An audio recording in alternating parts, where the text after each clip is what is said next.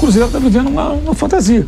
O Fagner não terá o auge dele no Cruzeiro, assim como o Dudu também não terá. E ainda existe bobo no futebol. As torcidas que se iludem com esses pacotes. O time galáctico do Cruzeiro tá deixando os jornalistas irritados, mas muito incomodados mesmo. E olha que o time nem entrou em campo para jogar, nem mostrou seu potencial e já tá recebendo críticas pesadas. Confira aí o que o Mauro César falou sobre isso. Então, assim, eu acho que o Cruzeiro está vivendo uma fantasia.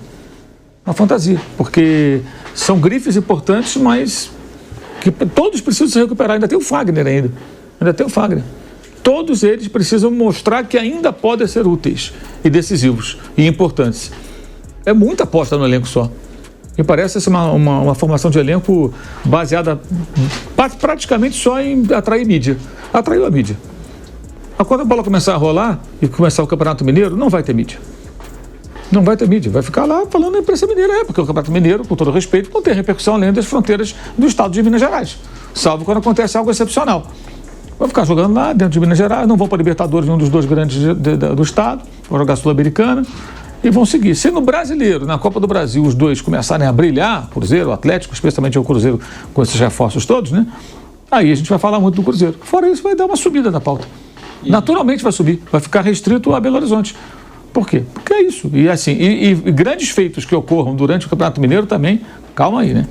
A gente só vai saber isso aí lá no segundo semestre, quando começar a ter os cruzamentos com os times mais importantes do país. A gente vai ver se o Gabriel voltou a jogar bem, se o Dudu consegue ser útil, se o Fagner pode ser titular. Ele tem o William, que foi um dos melhores laterais da temporada passada do Cruzeiro, para concorrer com ele. Se o Bolassi vai ainda dar um caldo. Ele foi até bem no Criciúma, mas é diferente a expectativa do Criciúma para a que o Cruzeiro está criando. Se o Eduardo vai ser útil quando entrar no time, e por aí vai, né? Se o Cássio vai estar bem. O Cássio é foi um jogador histórico do Corinthians, um goleiro sensacional. Representou e muito bem o clube durante muito tempo. Mas ele sai já numa fase de baixa. O Cássio já não era o goleiro tão seguro de outras, que é normal, né, gente? O cara tá ficando mais velho, não tem jeito. Chega para todo mundo. Com relação ali aos jogadores que o Cruzeiro contratou, nesse ponto eu também estou 100% de acordo com o pensamento do Galvão. O Cássio ele não vai ter o auge dele no Cruzeiro, o Fagner não terá o auge dele no Cruzeiro, assim como o Dudu também não terá.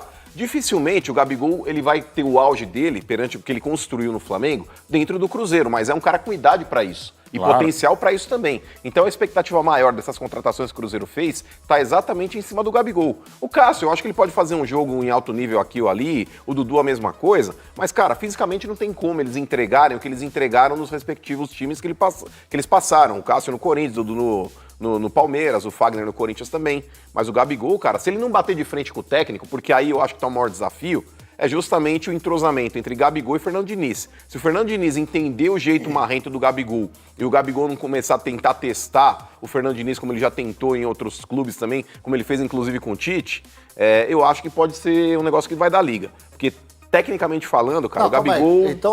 Então, calma aí, deixa eu entender aqui rapidinho, não posso deixar essa passar. Então, o Gabigol testou o Tite? Eu acho que sim. Mas... Você falou antes que o Tite pegou no pé, que não pegou então, pela hierarquia. Então o Tite não estava errado, então. Não, mas peraí. Eu acho decide. que... Não, o Mano tá colocando um outro lado. Pois é que ele tá tentando defender o Tite. Opa, o negócio é o seguinte, dentro de um clube existe uma hierarquia. Por mais ídolo que você possa ser como jogador, o treinador sempre vai estar acima de você.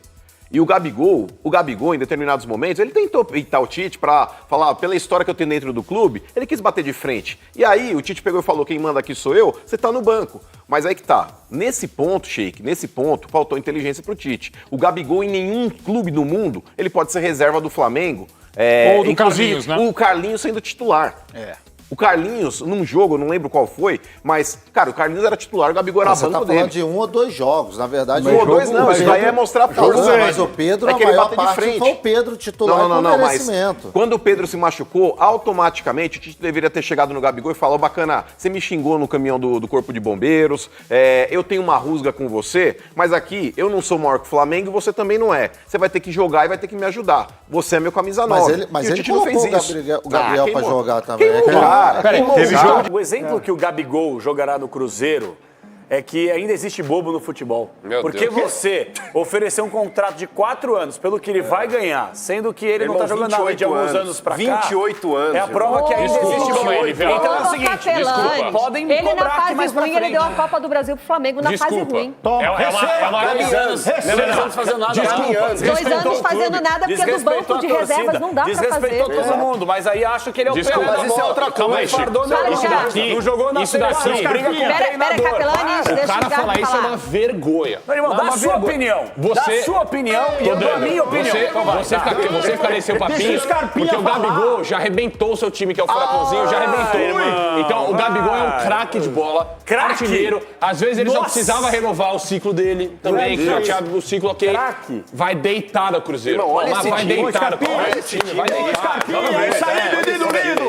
O pessoal do Cruzeiro está iludido, como várias grandes torcidas já ficaram iludidas com pacotes de contratações. Se você pesquisar no Google pacote de contratação de qualquer clube brasileiro, todos já fizeram inúmeras vezes. São contratações, na minha opinião, sem muito critério técnico, exceção da zaga. É uma contratação por atacado com selo de qualidade, entre aspas, porque pode ser boa ou ruim, depende do que vai acontecer, do Alexandre Matos. O Dudu e Gabriel, gente, são jogadores que o Palmeiras e o Flamengo não quiseram ficar com eles. Essa é a realidade. O Bolassi é um jogador veterano que conseguiu ali algum destaque jogando no time rebaixado, tem uma história internacional e tal, mas também contratado. Mas é tudo muito mediático, mas não parece fazer muito sentido se você pensar na formação de um time.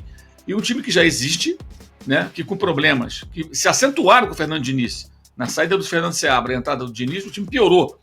E ainda assim chegou na final da Copa Sul-Americana, fez uma péssima decisão, jogou muito mal contra o Racing, perdeu, bem perdido, né? Mas esse time precisaria de alguns ajustes, talvez. E as contratações não são visando preencher lacunas e sim trazer jogadores que vão gerar mídia. Isso me parece muito anos 90, sabe, uma coisa assim, até anos 80. É um negócio antigo. Aí o dono aparecer, agora não é mais o Cartola, o presidente ou o diretor, como era o Eurico Miranda, por exemplo, agora é o dono que aparece ao lado do jogador, com provocações infantis contra um profissional que nem ali está para se defender e que não tinha nada a ver com a fase ruim do jogador. Ele não joga nada por responsabilidade única e exclusivamente dele, há 2 anos. Né?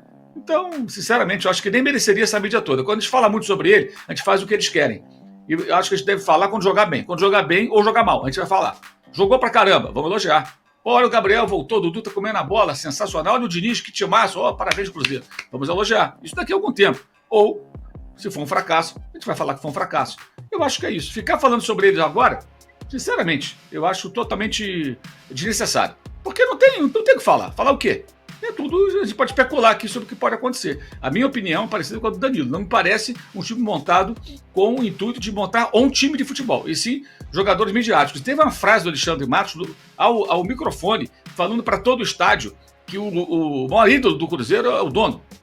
Eu pensava que era o Tostão, Dirceu Lopes, né, Raul, Nelinho, Alex e outros grandes jogadores que o Cruzeiro teve ao longo da sua história. Mas não, é o dono do clube que é o grande ídolo, segundo Alexandre Matos. Aquela declaração foi assim para gerar vergonha alheia, né? Mas enfim, tem muita gente que está gostando. É um filme que se repete, está careca de ver isso. Já vimos isso tantas vezes, né? As torcidas que se iludem com esses pacotes. Dudu, Cássio, coloca o Cássio nessa também. Dudu, Cássio e Gabriel eram jogadores que foram ídolos dos 3 clubes, Palmeiras, Corinthians e Flamengo, mas os 3, por razões diferentes, não tinham interesse em continuar com esses jogadores. Mas são vários jogadores, são jogadores veteranos. Assim, não parece a montagem de um time, parece um grande show, como esse que foi feito no sábado. Isso, se não for para campo, não resolve. E já tem uma missão imediata, impedir o 6º, né, título seguido do Atlético Mineiro, estadual. Os 2 só estão na Sul-Americana e o Campeonato Mineiro desse ano vai valer muito para os 2. Para o Atlético, para tentar se recuperar de uma temporada que terminou em fracassos, né? Derrotas em finais e quase rebaixado. E a saída do Paulinho, acho que simboliza isso, a mudança de perfil do clube, que agora vai ter que administrar melhor seus investimentos, né? Depois de gastar muito e nada ganhar no ano passado e ainda fracassar. E o Cruzeiro agora com essa onda toda. Então vai ser um campeonato que vai valer bastante para os 2. Meus amigos, uma perguntinha para vocês. O Cruzeiro está vivendo uma fantasia, como disse Mauro César. Você concorda com ele? Será que esse time vai dar certo? Deixe seu comentário abaixo do vídeo. Gostaria de ouvir a sua opinião sobre isso. E você pode também deixar o seu like e se inscrever no canal. Aqui, você vai ficar por dentro de tudo o que acontece no nosso futebol. Tamo junto, valeu e até a próxima!